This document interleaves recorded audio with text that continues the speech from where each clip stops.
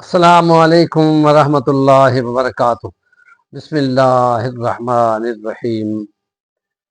وجاء ابوہم عشاء یبکون قالوا یا ابانا انا ذهبنا نستبق وترکنا یوسف عند متاعنا فاکلہ الذئب وما انت بمؤمن لنا ولو كنا صادقین۔ صدق اللہ العظیم۔ سیرت نبوی صلی اللہ علیہ وسلم اور انبیاء پہ ایمان کے سلسلے میں کچھ انبیاء کا تذکرہ ہم کر رہے ہیں، اور ان قصوں میں احسن القصص حضرت یوسف علیہ السلام کا قصہ ہے، جس کے کئی پہلو ہیں۔ ان میں سے کچھ پہلوؤں کا ہم تذکرہ کریں گے، اور اس تذکرے میں حضرت یوسف علیہ السلام کے بھائیوں کا تذکرہ ہے کہ جنہوں نے اپنے بھائی کے ساتھ حسد کے سلسلے میں جو کاروائیاں کیں، اور اپنے والد محترم یعقوب علیہ السلام کے سامنے جو جھوٹ بولے، اور اپنے بھائی کو اپنے باپ کی نظروں سے دور کرنے کی جو تگدو کی، اس کا تذکرہ قرآن میں کچھ موجود ہے۔ اور اسی سلسلے میں آج یہ ہم بات کر رہے ہیں کہ کیسے انہوں نے اپنے بھائی کو اپنی باپ کی نظروں سے دور کرنے کی سکیم بنائی، تاکہ اپنے لیے اپنے والد کی نگاہوں میں اور اس کی موجودگی میں اثر پیدا کر لیں اور اہمیت حاصل کر لیں۔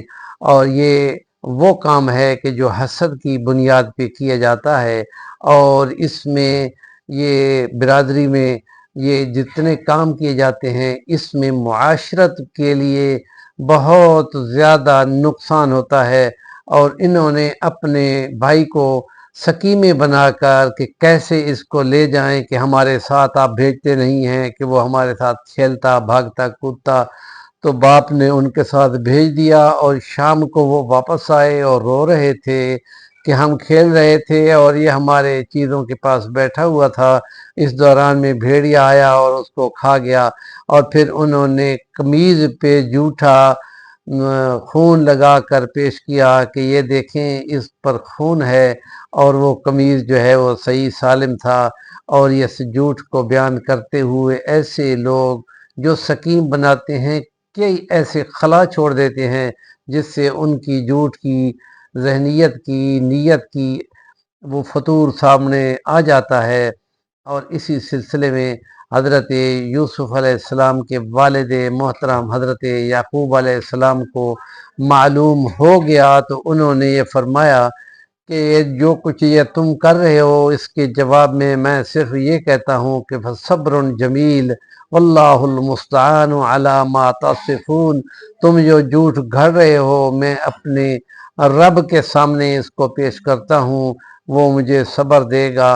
اور یہ ان قصوں میں یہ آگے جا کر خدا یہ فرماتا ہے کہ تم جو سکیمیں بھی بناتے رہو، اللہ تعالیٰ کی اگر مدد تمہارے ساتھ نہیں ہے، نبی کریم صلی اللہ علیہ وسلم نے فرمایا کہ جس سکیم میں جھوٹ ہوتا ہے وہاں خدا نہیں ہوتا۔ اس سکیم کے جواب میں ان کی غلطیوں کو نوٹ کر لیا تھا، تو انہوں نے کہا کہ بس میں صبر ہی کرتا ہوں۔ اور پھر آگے جا کر یہ خدا یہ کہتا ہے واللہ غالب علی امرہ ولکن اکثر الناس لا یعلمون۔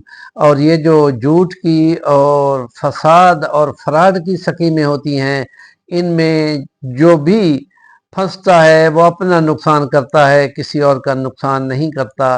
یہ معاشرت میں انسانیت کے ساتھ دھوکہ ہے، اور اس دھوکے کے بارے میں عقیدہ یہ رکھنا کہ وہ ہم دھوکہ دے کے کامیاب ہو جائیں گے، یہ خود بہت بڑا دھوکہ ہے۔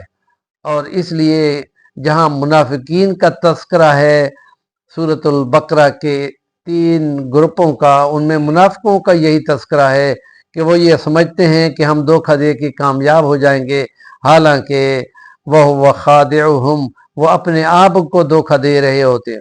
یخادعون اللہ والذین آمنوا وما یخدعون الا انفسهم وما یشعرون۔ ان کو سمجھ بھی نہیں ہوتی کہ وہ دھوکہ اپنے آپ کے ساتھ کر رہے ہوتے ہیں۔ اور اس معاملوں میں جو عقیدہ رکھنا ہے وہ یہ ہے کہ کل خدا کے سامنے جواب دہی ہے، اور اس جواب دہی میں جتنا جھوٹ سامنے بولتے ہیں ان کی وہ گواہیاں ان کے خلاف خود بخود کھڑی ہو جائیں گی۔ اور یہ معاشرت کے سلسلے میں کچھ باتیں ہیں جو ہم نے عرض کی ہیں، اور یہ دوسرا بلاگ تھا۔ ہمارے چینل کا نام ہے صفی الوانی، ضرور سبسکرائب کریں، کام کی بات کا کمنٹ دیا کریں۔